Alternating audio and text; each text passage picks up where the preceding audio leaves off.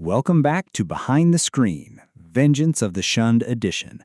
I'm Marcus, joined as always by my co-host Sarah, and we need to talk about this session.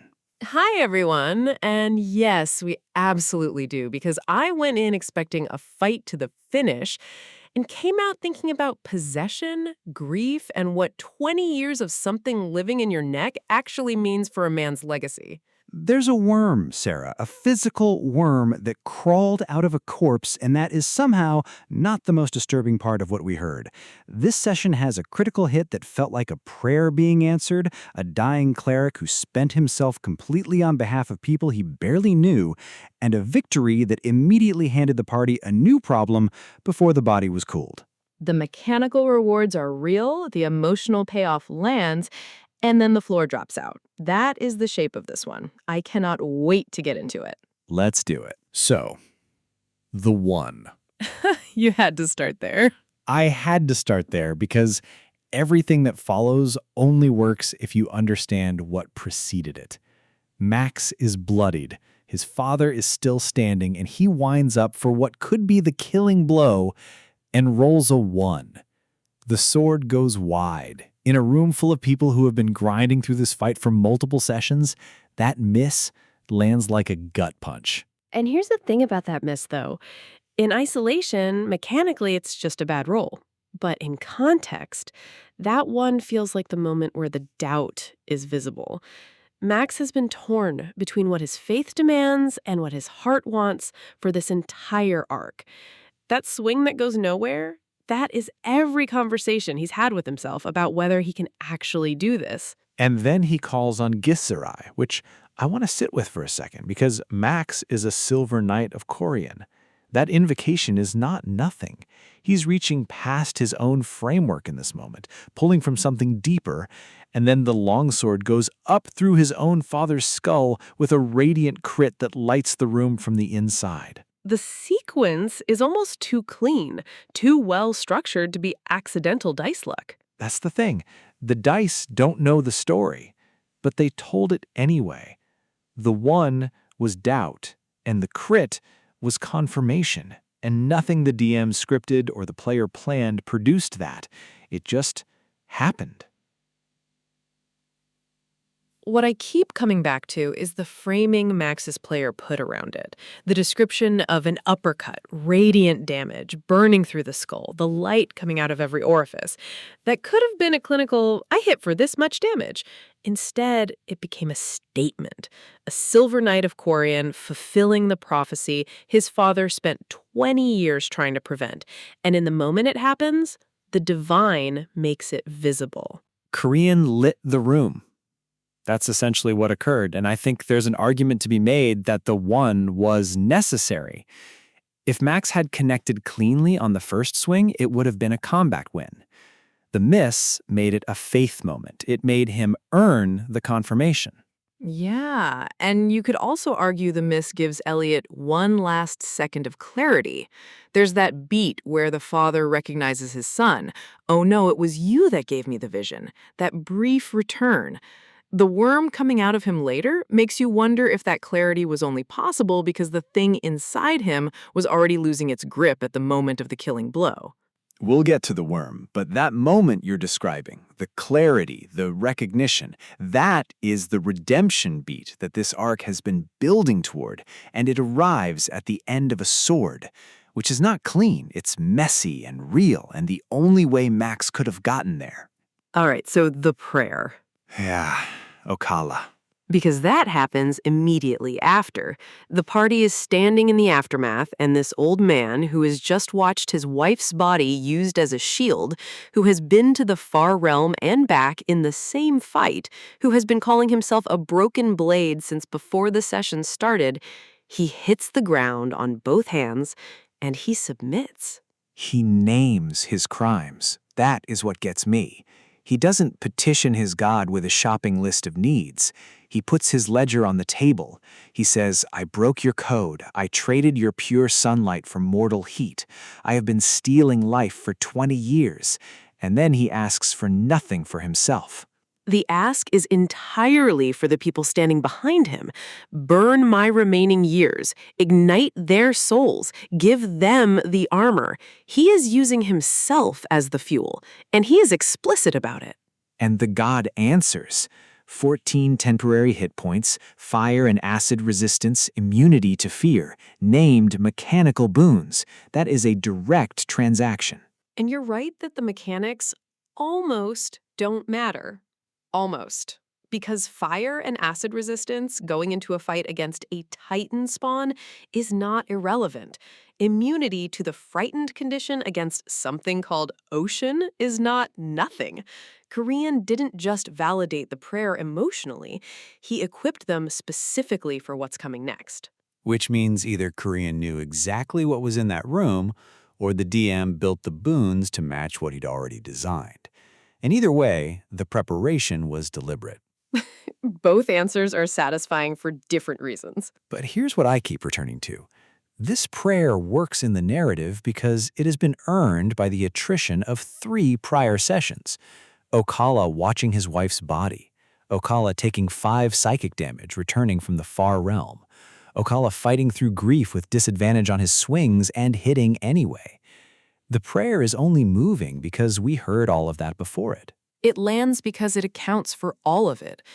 The speech doesn't pretend those sessions didn't happen. It names the blood and the wrong choices explicitly. That is why the divine responds. You can't petition a god of forge and shield with a clean record.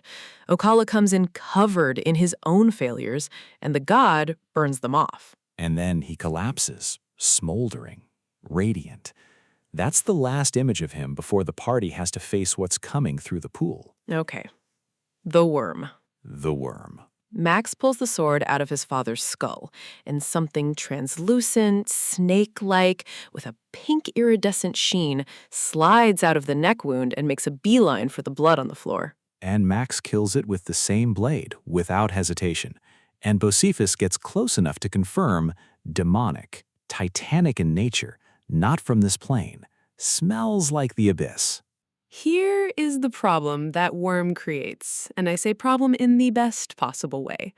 Every terrible thing Elliot did is now retroactively uncertain. Burning his family home with people inside, the massacre at the monastery, 20 years of blood cult leadership. Was any of that Elliot, or was some portion of it the thing living in his neck? The DM's been building this question quietly this whole arc.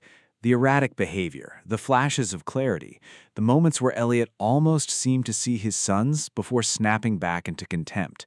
What looked like madness may have been resistance. And if the worm was driving for 20 years, the prophecy Elliot received, the vision that Max would kill him, where did that come from? Did Elliot receive a genuine divine warning, or did something feed him that vision specifically because it needed Elliot to set these events in motion? That is the question that does not have an answer yet. And I think it's intentional, because the worm got away before anyone could ask it anything. It slithered toward the blood and Max crushed it, which was absolutely the correct tactical choice, but we learned almost nothing about what it was. What we do know is it was demonic and titanic, which means it connects upward to something larger than Elliot.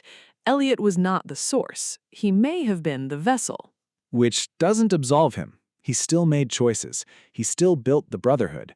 But it complicates the verdict in ways that Max is going to have to sit with, because he killed the man and the thing in the same week, and the thing crawled out to prove it was separate. And Brodus is over there holding it together by feeling absolutely nothing, visibly, which is its own kind of answer about how different these two brothers processed the same father. The worm changes the shape of the grief without simplifying it. That's what good horror does. It doesn't give you a clean release. It gives you a new question wearing the old wound's face. Very well put. And we still have Asen materializing out of a fountain of black blood, so the new question is going to have to wait. So let's actually sit with the prayer itself for a second, because I think it's easy to hear the old cleric sacrifices himself and the party gets buffed, and treat it like a mechanical beat. But the way that prayer was written is doing something specific. It's structured as a confession before it's a petition. That's the distinction. Ocala does not lead with the ask. He leads with the accounting. 20 years of blood magic, trading divine light for mortal convenience. The broad reach, the screaming roots, the moment the code broke. He puts every crime on the altar before he says a single word about what he needs. And what he needs is nothing for himself. That is the part that keeps landing for me on repeat.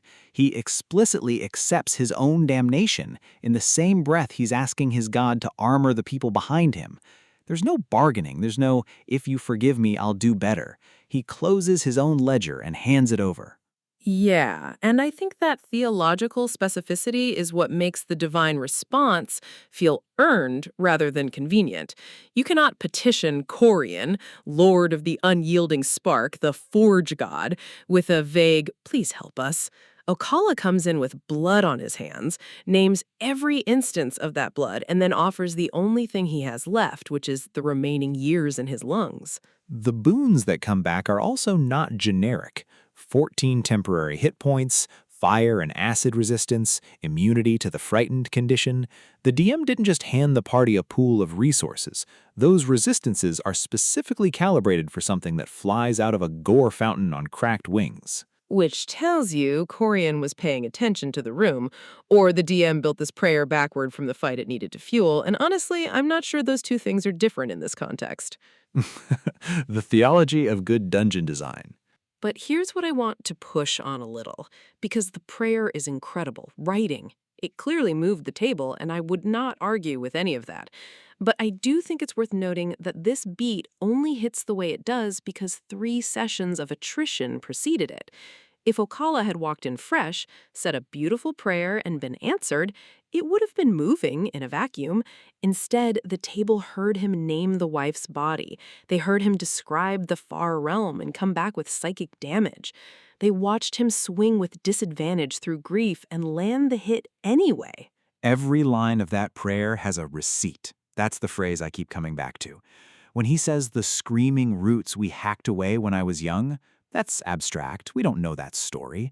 But when he says he's a broken blade fit only for the scrap heap, the table has just watched him get to 9 hit points and charge back into range. So that line isn't humble rhetoric, it's accurate. And the god responds to accuracy. That's what's interesting about Forge theology in this setting. Corrine isn't a god of mercy or forgiveness in the soft sense. He's a god of truth in the metal, of knowing what a blade actually is before you try to use it. Ocala presenting his true condition, broken, tainted, but still capable of transmission, that's exactly the kind of offering that god accepts. The man becomes the fuel, literally. The prayer says, "Let my treason be burned away in your crucible," and then he collapses smoldering. The metaphor and the result are identical. And the party is standing there with armor borrowed from a dead man's remaining years. That's not an abstraction. That's the shape of what they're carrying into the fight with Osun. Ocala didn't just spend himself so they could win, he spent himself so they could withstand. There's a difference.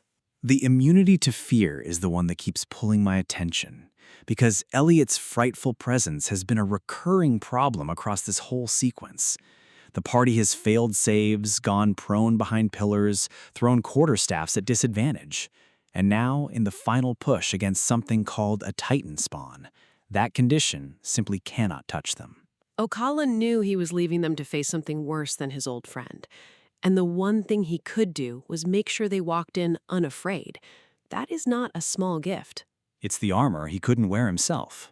Exactly. And the fact that he collapses, radiant, smoldering, and that's the last image of him before Osun materializes, the DM timed that extremely well. You don't get to process the loss. You get 14 temporary hit points and a dead man's confidence, and then something with broken wings rises out of the blood. Which is, frankly, exactly how grief works in the middle of a crisis. You feel it, and then you have to move. So, Max and the prophecy, because this is the part of the session I keep turning over. Yeah, because the victory is real. The crit happened. Elliot came back to himself for one moment, and then he was gone. That is the redemption beat Max has been reaching for across this entire arc. And then Elliot's last lucid words confirm the family withheld something critical about the Chronicle. The floor drops out while Max is still holding the sword. And here's what makes it thorny. Elliot is constitutionally incapable of lying. That was established. So when he says they didn't tell you anything, that is not a dying man's manipulation. That is a dying man's truth. Which means Max just completed a mission he may not have had the full picture for, and the only person who could have told him what the picture was is currently dead at his feet. Brodus, meanwhile, is exactly where he came to be. He got the ending he wanted. His father is dead, the cult is finished, and he stands there watching Max process this, and his player says he'll probably have a heart attack one day from holding it all in, which is the most Brodus answer imaginable. It's so consistent. Two brothers, same father, completely different crisis responses. Max is immediately absorbed into the next irresolvable question. Brodus filed it and moved on, or is at least performing filing it, which may be the same thing for him at this point. But the Chronicle secret is the part I can't let go of, because it doesn't just affect Max. The Chronicle just unlocked. Brodus is holding it, and whatever the family didn't tell them about what that book is or what it requires, that gap is going to matter the moment they try to use it. And the book itself confirmed the gap exists. When Brodus first grabbed it, it spoke. It said, "Thank you, take me away." The Chronicle has its own interiority. Whatever it is, it has preferences. And the party now has custody of it without knowing why the family considered that information need to know. Which is not a comfortable place to be holding a sentient artifact that just acid-burned Brodus for 20 points when he picked it up without attuning to it correctly. Right. The book introduced itself by melting his hands. Great start. But here's the question I genuinely don't have an answer to. The worm. Because we've been talking about Elliot's culpability, his crimes, the things that Max is going to carry, and the worm changes the math without solving it. Does 20 years of demonic possession reduce what Elliot did, or does it just mean there was a second engine running alongside him that we never got to interrogate? I think the answer is yes to both, which is the problem. It doesn't reduce the crimes to zero because Elliot clearly made real choices that a parasite alone cannot explain. He built the Brotherhood. He sought out Austin before the worm was ever in him, presumably. But it means some portion of what the family has been living with as a verdict is actually a question. And the worm got away. That's the part that quietly terrifies me. Max crushed it, which was correct, but it was crushed without being understood. Something that lived inside a powerful warlock for potentially 20 years with a direct line to whatever Austin represents, slithered towards the blood and was destroyed before anyone could ask it a single thing. The thing that was arguably running the show, or at least co-running it, is gone. And what remains is Elliot's legacy plus a lot of unanswered questions and a son who killed his father for reasons that are now partially retroactive. How does Max grieve a man who may have been partly a passenger in his own worst decisions? That is not a question that has a clean answer, and I don't think the session is trying to give one. The moment of recognition, "Oh no, it was you that gave me the vision," that could be interpreted as the real Elliot breaking through at the moment of death. Or it could be the parasite releasing its grip a half-second too late. Both are available. Both hurt differently, and Max doesn't get to pick which one is true because the only witnesses are him, a dead man, and a crushed worm. Brodus gets clean closure, or something shaped like it. Max gets a trap door inside the win. That's the distribution of outcomes here. And there is something very true about siblings and shared trauma in that. The same father, the same history, and one person walks away with the ending they needed, and the other walks away with more to carry than they started with. The worm didn't just complicate the grief, it complicated the prophecy. Because if something was feeding Elliot that vision, using it to steer him towards setting these events in motion, then Max didn't just fulfill his father's worst fear. He may have completed someone else's plan, and that someone just flew into the room on broken wings. And the party is standing on a dead cleric's borrowed courage, about to find out. So we've been sitting here, talking about a crit that felt like divine confirmation, a prayer that spent a man completely, and a worm that rewrote the verdict on 20 years of a family's suffering. And all of that happened before Ocean cleared the surface of the blood pool. The thing that strikes me is the structural patience of it. 3 sessions of grinding attrition, resources drained, people going to the far realm and coming back changed. And the payoff doesn't arrive until the very last swing. The one and then the crit, back to back in the same turn. The session needed all of that weight behind it to land the way it did. And what I keep thinking about going forward is that the party received everything they needed for the next fight from a man who won't be there for it. The temporary hit points are borrowed time. The fire resistance is Ocala's remaining years. The immunity to fear is a dead cleric's last argument. At some point, those boons expire, and the party has to fight on their own terms again. I wonder if they know that. And the chronicle is open. Brodus is holding a book that just unlocked, that has its own voice, that acid burned the person who grabbed it without permission, and whatever the family withheld about what that book actually is, that gap is now the party's problem to solve in the middle of whatever Ocean is about to do to the room. The question I cannot shake is whether the party understands what they just walked into the end of and what they're about to walk into the beginning of. Elliot was the face of this. The worm suggests he may not have been the source, and the source just materialized out of a gore fountain on cracked wings, holding a claymore with something familiar about it, screaming a dead man's name into an empty cathedral. That is not a demon who arrived to find his ritual complete and his servant victorious. That is a demon who arrived to find his servant dead on the floor and a group of people standing in borrowed armor with a book they don't fully understand. I don't know if that's better or worse for the party. Neither do I, and I think that's exactly where this session wanted us to leave us. Extremely effectively. Well, that's all the time we have for today's analysis. Thanks for joining us on Behind the Screen, Vengeance of the Shunned Edition. And remember, if you crush a translucent worm crawling out of a family member at a reunion, don't wait around expecting answers because it got away the moment it stopped being someone's problem to notice. See you next week. Until next time.